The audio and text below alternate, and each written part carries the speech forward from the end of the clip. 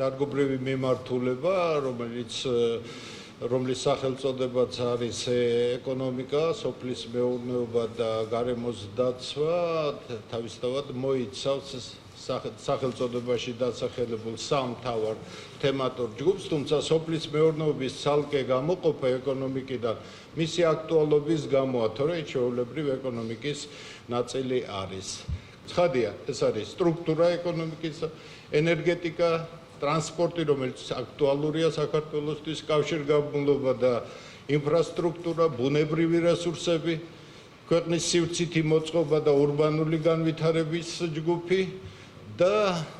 ინოვაციების ჯგუფი ცალკე, რადგან დღევანდელი ეკონომიკის განვითარება მიუხედავად საკმაოდ მძიმე მდგომარეობისა, ორი მიმართულებით ხდება. ერთი იმ არსებული რესურსების ათვისება, მაქსიმალურად, მათ შორის ადამიანური რესურსების და თან პარალელურად ჩადება ამ სტრატეგიაში იმ ვექტორისა, რომელიც სახელმწიფოს ეკონომიკას ინოვაციურ რელსებზე გადაიყვანს, რადგან სხვანაირად უბრალოდ უახლოესი 2-3 ათეული წლების გადასახედიდან, უკვე ეს გადასახედი ჩანს, შეუძლებელია თვითკმარი მეტნაკლებად საკუთარ სახელმწიფოზე ორიენტირებული ეკონომიკის აგება. ამიტომ ინოვაციური მდგენელი თითქმის ყველა მიმართულებაში იქნება ჩადებული. გარდა ამისა, დამოუკიდებლად ჯგუფში ეს ჩვენი ინიციატივა იყო, იმიტომ რომ ამის გარეშე ეკონომიკის განვითარებაზე საუბარი შეუძლებელია. ეს არის დემოგრაფიის ჯგუფი მუშაობს, რომელმაც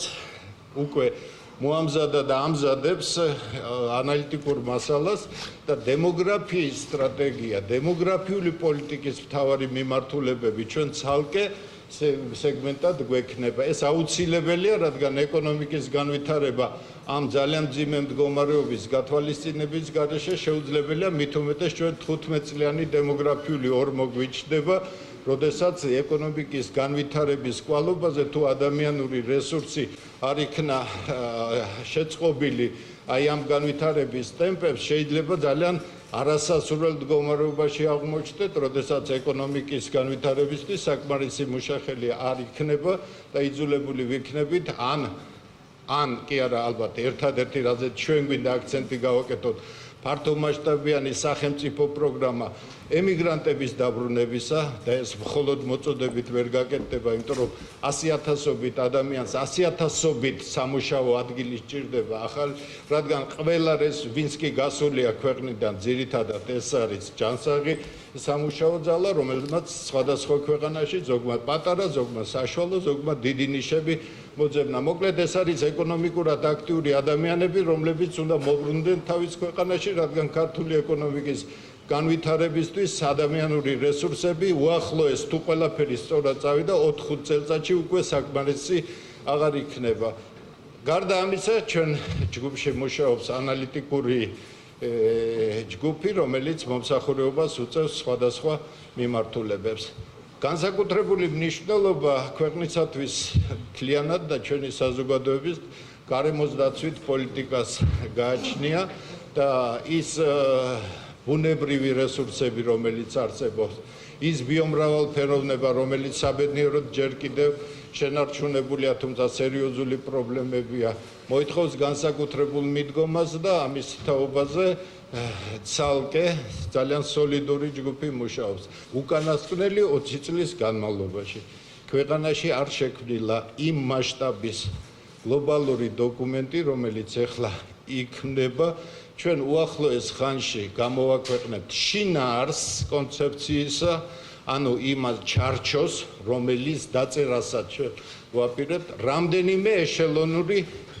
საქმიანობა გვექნება. იმ საერთო კონცეფციაში ქვეყნის განვითარებისა, რომელიც ეხება აგრეთვე განათლებას, სოციალურ უზრუნველყოფას, ჯანდაცვას, მათ შორის ეკონომიკას და ასე შემდეგ, იმ საერთო კონცეფციის გარდა ჩვენი მიმართულება ცალკე უკვე უფრო სრულყოფილად, იმიტომ საერთოში მოცულობა გააჩნია დოკუმენტს, ფორმა გააჩნია, ვერ იქნება ის ყოვლის მომცველი და დიდი, ცალკე იქნება წარდგენილი ყველა მთავარი მიმართულებით კონცეფციები,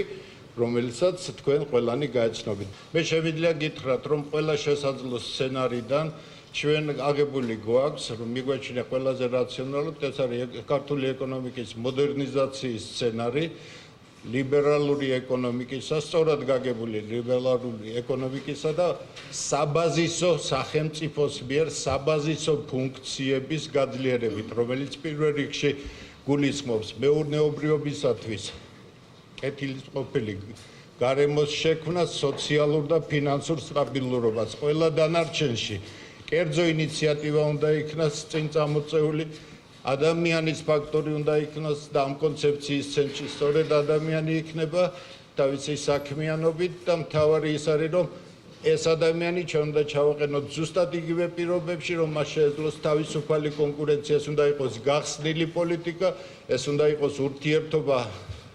ცივილიზებულ სამყაროსთან, ქართული ეკონომიკის სრული ინტეგრაცია მსოფლიო ეკონომიკაში და ამასთანავე ერთი ჩვენი საზოგადოებრივი და სახელმწიფო ინტერესების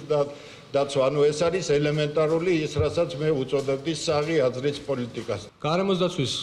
მიმართულების ყოფნა ეკონომიკის ჯგუფში შეიძლება ვინმესთვის გასაკვირი იყოს, მაგრამ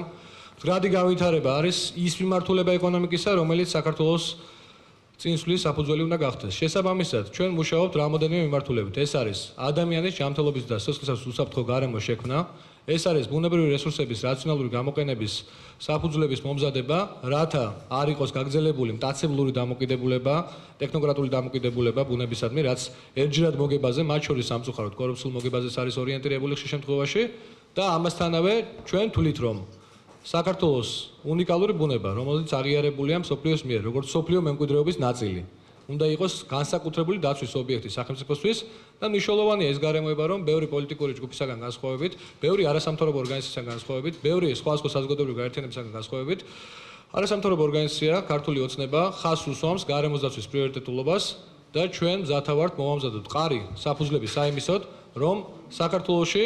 ხდებოდეს გონივრული მიდგომა ბუნებისადმი და აღარ გრძელდებოდეს ხელაღებით მრავალწლიანი იჯარით გაცემა ტყეებისა პირწმინდა ჭრის უფლებით, აღარ გრძელდებოდეს ისეთი მიდგომა, როდესაც არ არის ერთმანეთთან კოორდინაციაში მოყვანილი სხვა იდეები, იქნება ეს ტურიზმი, მათ შორის ეკოტურიზმი, გიგანტური ხესების მშენებლობა თუ სხვა, რომელიც ერთმანეთთან სრულიად შეუსაბამოა. ჩვენ ვთვლით, რომ ჭირდება მწვანე მომავალი და მწვანე ეკონომიკა, რომელიც შეიძლება გახდეს სოციალური ბედნიერების და სოციალური წინსვლის საფუძველი.